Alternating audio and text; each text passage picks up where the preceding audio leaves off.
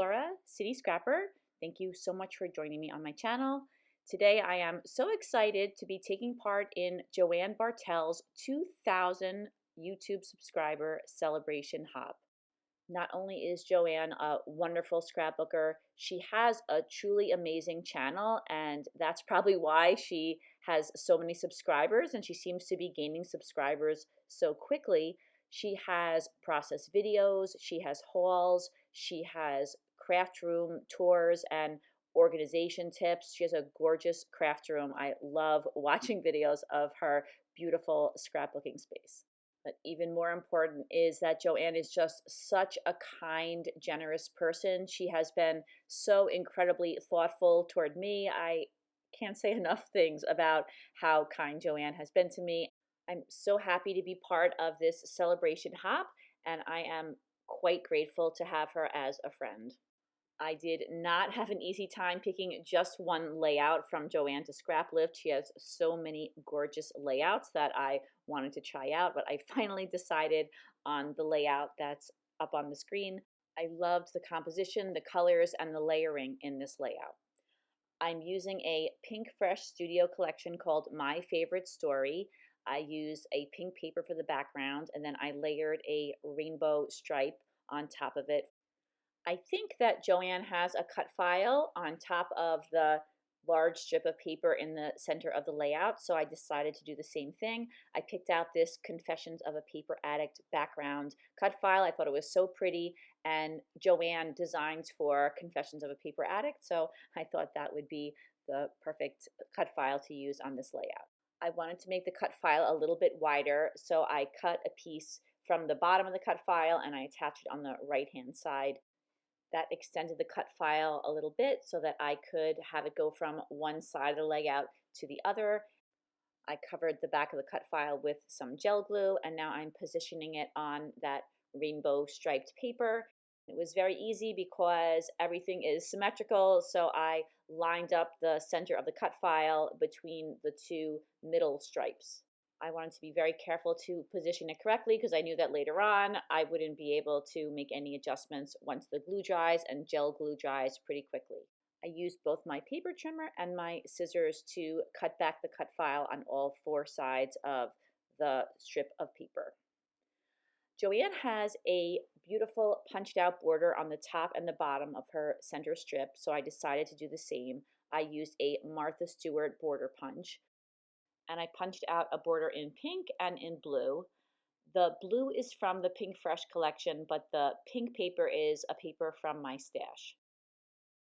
I layered those two papers on top of each other, offsetting them slightly so you could see the different colors. Then after I looked at it for a while, I was thinking that I really wanted the top layer to be white, so I added a third layer that I punched out in white, and I again offset it slightly so that you could see the layers of pink and blue and white. And then I had to make a little repair on the pink punched out border. I punched out another border from the pink paper, and I don't remember exactly what happened there, but it worked out fine because it was the back layer. It was very easy to hide because only a very small amount of the pink layer is visible. And then I trimmed back the blue paper, and now I have my center strip. I have my two punched out borders to put on top of and below that strip. I used my T-square ruler just to make sure that I had the center strip actually in the center of the layout. I used ATG adhesive and I attached that center strip down, and then I'm going to just slightly overlap those border strips on top of the center strip, and I again use ATG adhesive for that. And it wasn't too hard to make them straight because of the lines that are in that pink background paper. This is the photo that I'm using. This is a photo of my two nieces and my two daughters. It was taken on Easter Sunday in 2019. I mounted it on some white cardstock. There are already a lot of colors going on, so I didn't want to add too many more colors. I'm using some fun foam and cutting it to size to pop up my photo and give it a little bit of dimension. When I cut the foam, I try not to have it go all the way to the edge of the photo or whatever I'm popping up on the foam, because sometimes you're able to see the color of the foam when you look at the layout if it's too close. Several months ago, I purchased a lot of items from Felicity Jane when they were clearing out their online store. I bought several packs of these die cut shapes. The name of this pack is Kayla. And I thought that these die cut shapes went really well with the Pinkfresh Studio collection. And I didn't have a whole lot of the embellishments from the Pinkfresh Studio My Favorite Story collection. So I thought I would join the two in this layout. The title that I'm using, Happy, is from a Bramble Fox monthly, they call it the Fox Box, where you get an assortment of different titles. And I thought that this would be perfect for this layout. It was a good color and it fit really nicely on the bottom of the photo. So far, all of the paper die cuts that I have on the layout are from that Felicity Jane die cut pack. There was a cute little frame with flowers on it, and I put a piece of pink paper behind the frame, and then I wanted it to stand out from the background, so I used some blue to help it kind of pop up off the page. I didn't want it to get lost in the background. Now I'm trying out some puffy stickers from the Pinkfresh My Favorite Story collection. There was a yellow circle that said lovely day. To further embellish that, I added a very tiny little pink puffy heart. I really love those roses, so I was thinking that maybe I could use another one on the top left-hand side of the photo. Then I made a little cluster out of this frame and a tag that I cut from one of the Pinkfresh pattern papers, but I used the Felicity Jane tag. You could see there's two of them on the right. I used that as a template to cut out the light blue tag, but then I decided I didn't like the light blue tag either. To the right of the photo is a sentiment that says, "Hello, sunshine." I placed another sentiment on top of it that says "in full bloom." Ultimately, though, I decided that that was just too dark and it was the only dark thing on the layout, so I do end up replacing that with a different sentiment. But I am starting to attach some of the embellishments down to the page. You could see that I removed that second flower from the upper left-hand corner. I thought just that one die cut with the two flowers on it looked best. At this point, I wasn't feeling completely confident in where I had placed all of the embellishments on the page. I felt that a lot of the embellishments kind of blended in with the background because they were similar colors. Normally, I like to contrast the background with the embellishments and make the embellishments pop off a little bit more. Joanne was smart. She used one color on this part of her layout so that all of her embellishments are very noticeable. At one point, I even put the layout aside for a while because I wasn't sure if I had to start again. But then I decided that I was okay with the way things were going and I was going to keep working on it. In the end, I'm glad that I didn't change anything. I think that it ended up being a little different than what I'm used to, but I liked it. I used some fun foam to pop up a couple of elements on the page. I popped up the flower that's right next to the title. I also popped up the sentiment that says, "Hello, sunshine." I just thought that it needed a little bit more dimension on the page, but I didn't want to have it a highly dimensional page. So just those little touches of foam.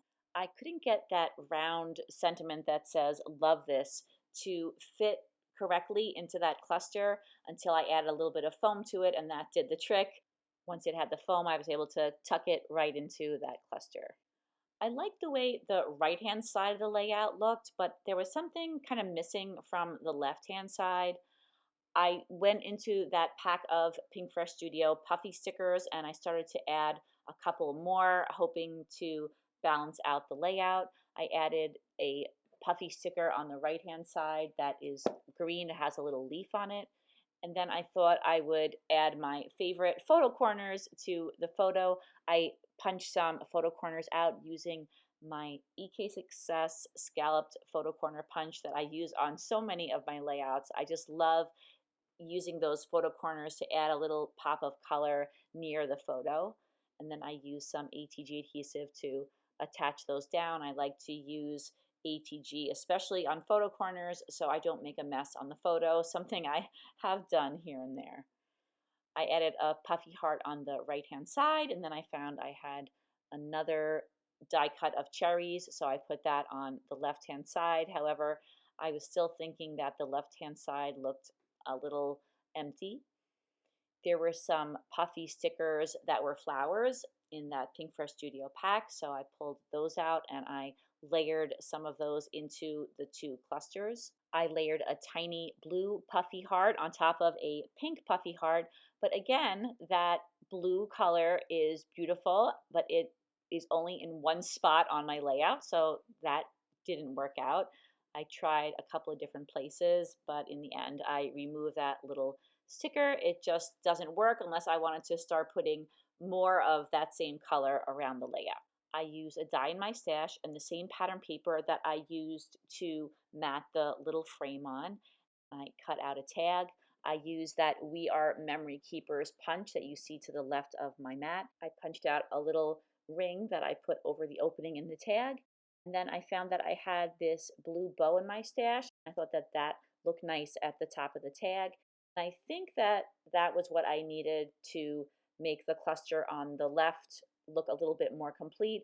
I like the way the blue paper is visible against the yellow paper. I wanted the sentiments on the right-hand side to be a little bit more visible. So because it's blues in the background on that side, I matted both of the sentiments I have there on some pink paper. For Hello Sunshine, I used a little bit darker paper than I did for the sentiment above it that says, I love this part. I thought it would look nice to have another bow on the layout, so I found a pink bow that was a similar size to the blue bow. I tucked it into the cluster on the right. I used some very, very tiny self-adhesive pearls and a pair of tweezers to position them. I placed one on each of those tiny flowers that was on that Martha Stewart border. I like the idea of having different textures and different materials on the layout, so I frequently add things like pearls to my layouts. Something that I've been doing a lot in the last few years is adding pearls to the photo corners. I think it just adds another little detail that I personally really like. I wanted to stamp the date on the tab at the top, so I used some Distress ink in chipped sapphire. That is the last touch, and here are some close-ups. I'm sure there are going to be tons of people participating in this hop. Joanne is so loved in the scrapbooking world. I hope you'll check out all of them, and don't forget to check out Joanne's 2,000 subscriber hop video. All the links will be in the description box. Thank you so much for watching my video. I hope you enjoyed it. Have a fantastic day, and I'll see you soon. Bye-bye.